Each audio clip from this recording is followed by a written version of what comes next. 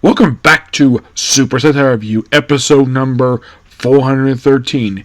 We are here discussing episodes 9 through 12 of King-Ohger. Now, 9 and 10 basically continues from where we left off episode 8. Gara basically survived the events of the duel, so now basically the team is basically just strategizing how to monopolize him. So the whole thing in episode 9 is basically all various assistants are trying to drag him to various countries. Some soldiers are after him, or the monsters are after him. Eventually, he ends up basically forming the mech, which is different in the first episode. Excuse me, no problem. And also the fact that we also had a debut of the god grasshopper one. It was like, oh, where's my beloved Scorpion? Oh, she's with basically the rhinoceros beetle. Yeah. So apparently the grasshopper name is Bessie. Interesting. So they battled the thing, and well, also the fact that in this episode, like the big plan for this one is like, okay, we're basically gonna have 5 monsters in this episode go to various kingdoms and attack them all at once, and also the fact that, well, the villain finally captures the Red Ranger. I'm like, yeah, this is what usually this happens. Not this early. Usually, like a little bit later. I would not think by episode frickin' 9 that they would basically capture Gara and bring him to their base operation. At least they didn't storm the place. Nope, that I'd probably say for basically later. So eventually, he's able to leave. I'm like, that's interesting. He doesn't break out. Nope, he basically is let free. Also, for some reason, they allow him to keep his sword. I'm like, you're the main villain, and you keep his sword? I love the series, but that's kind of dumb for a villain. Like, you allow him to keep his gadget, his morpher. Which, the morpher is a freaking sword. Yes, seriously. I think it's also the probably like the first time I can think of where the morpher is a sword. Yeah. And also this happened when he was captured. This happened like when the Emperor decided to just attack all the Rangers, and of course Gara was happily in Rita's country, and he basically looks after her because obviously this is her country. And also apparently when he came with himself, he basically like the Emperor brought some of the people from Yasha's kingdom to include Yash himself, because to prove the fact, yeah, he basically beat them. Also, he apparently defeated Yellow and Black. Oh yeah, he beat Rita too. So, like the underworld, basically their underworld, and eventually brought to the surface, and it leads to 5 monsters. So, and of course, basically episode 10, like, then able to actually form, basically use all the mechs, including basically like having all 3 gods, form the legendary King-Ohger in episode 10, which I think is something they probably want to do since like episode 1 of the show. Yeah.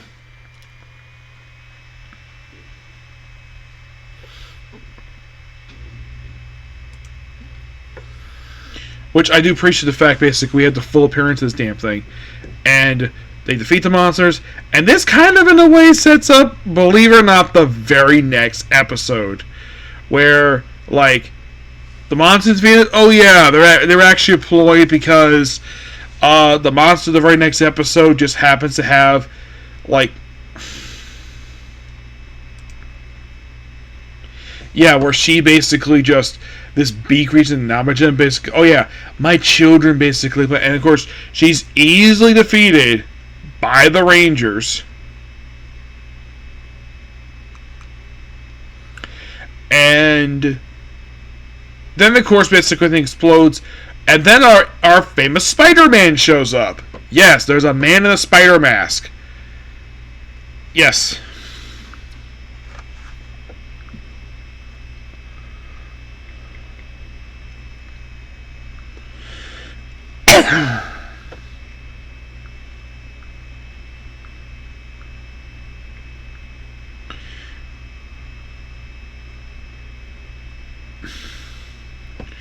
Yeah, which he looks like this.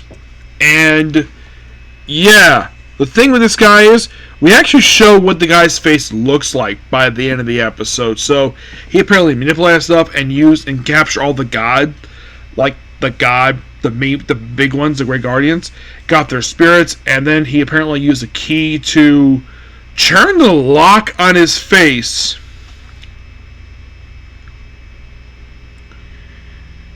Yes. And he takes it off, and we have this guy here. His name is Jerome Brasieri. Now, basically, it's also revealed in episode 11 when he first shows up after he's unmasked. He's also the show's narrator. Yes. Which, from what I read, this actually was an idea they borrowed from Kamen Rider Build, which the plan was originally revealed at the very end, but no, let's do it by episode 11.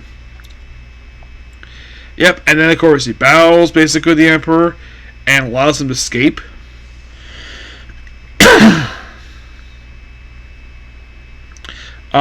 Brasieri, he basically doesn't escape, and of course basically I think he's because he's a big annoyance him. And then, of course, basically, like, by the end of the episode, he's arrested by Rita. And, of course, Gar goes with him because, well, he technically is supposed to be dead, so he can't exactly hang around all around the place. So, everyone else goes home.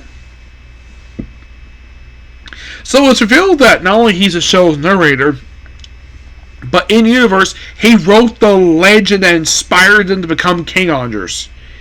Well, they're not called King-Ohgers yet, but that basically how they became the Rangers, the way they are.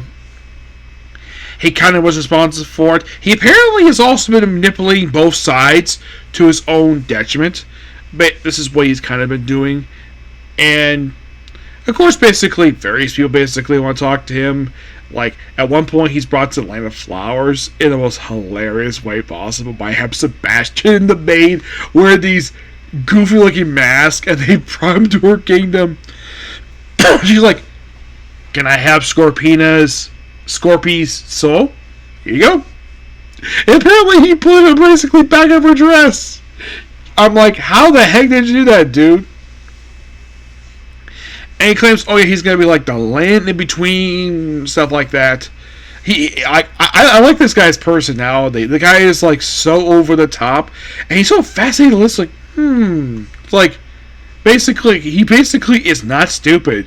He just basically just makes the villain of the series, like, this guy anyways, he makes him like, I hate you so much. So, he reveals his backstory in episode 12. So, it turns out that there were not 5 kings who and the King-Ohger, not just 5. There actually were 6.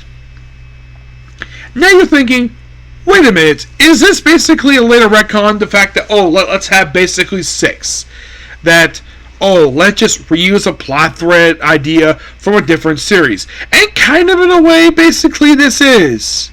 If you're curious, where in the world, what previous series they reused the idea of saying, there are 5 legendary warriors, but wait, there actually were 6. Now you're thinking, that sounds very familiar. Where have I heard that from? Wild Force and Gal Ranger. Yes, they reused this plot idea from Gal Ranger.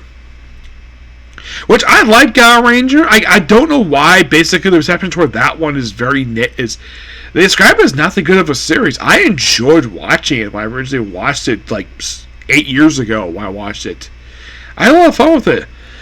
It was really good. I streamed it for my friends. They love this series. They had a lot of fun with it. It's one of those fun series they've watched.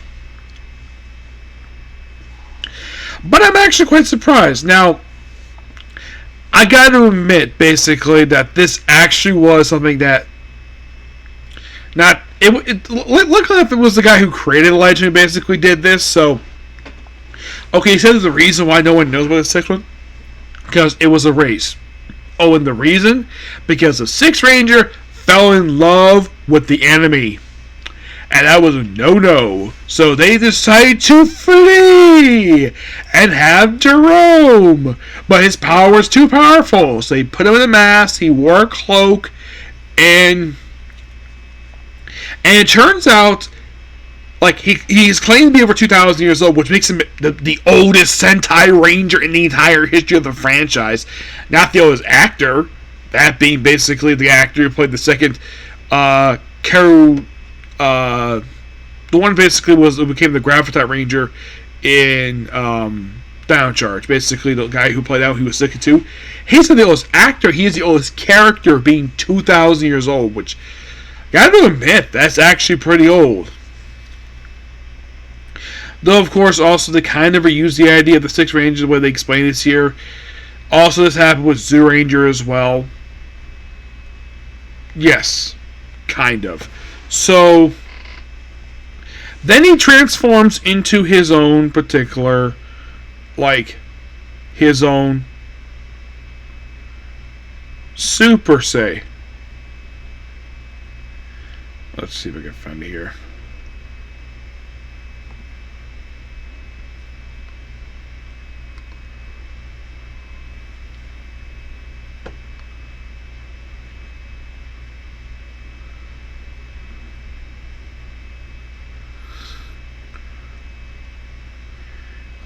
Alright, this is what his suit looks like.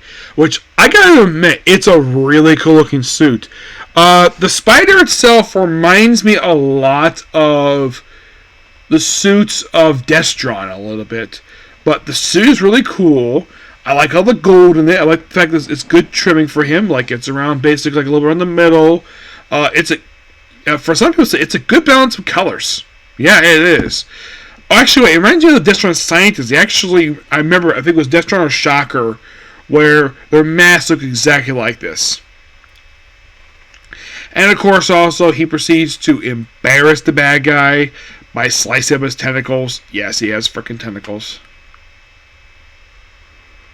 Yep. And of course, he proceeds to leave. Yeah, the whole thing with like basically 11 and 12, it's like 9 and 10 is basically all about the plot with trying to keep him busy, and then 10-11 is basically the debut of the Sixth Ranger, which I gotta admit, basically debuting him with episode 11 is interesting, given the fact that usually they wait a little bit later than the debut of the Sixth Ranger. Yeah, a lot of our series usually wait around like to like episode like 18-ish. But you ever think, okay, from the last series I watched, King-Ohger, how long did it take for the Sixth Rangers to show up in that one?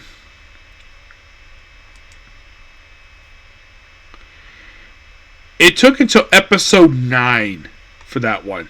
Yes, episode 9. That's basically that was when he first. So this is like 2 episodes later per se. But he was of the main team anyways. I would say Ramirez basically was the first one. Sadly, but his actor just recently passed away. He debuted episode 5. You're thinking, okay. Of course, like the Sentai series I watched was Q-Ranger. Though their last Ranger, their 13th Ranger, made his debut episode 21. So at least the fact that in terms of later series, he made his debut a little bit earlier. Yeah.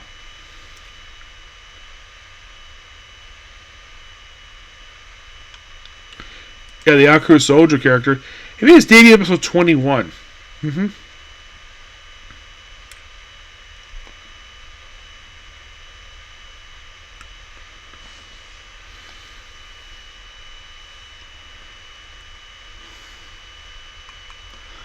Yeah, 21. But it's overall, like, really good to the episodes we have so far for this one. I'm surprised that comes Spider-Man. But I do like the suit. The suit is amazing. The fact that his morpher is by the way, he says Royal Arm, which shocks the whole Rangers. Given the fact that by the way, his morpher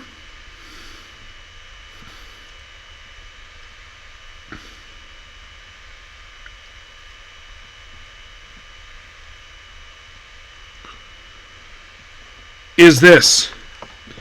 Like, that's one of his primary weapons, a frickin' air spray. I am not kidding about that.